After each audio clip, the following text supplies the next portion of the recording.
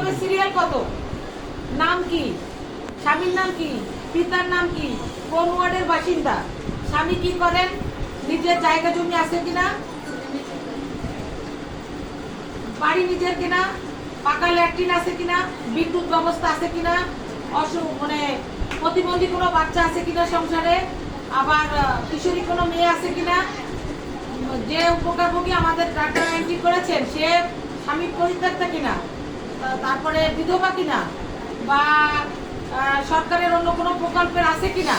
এই যে হতদরিদ্রের এই কয়টা ক্রাইটেরিয়া পূরণ করলে বলতে পারি যে যোগ্য।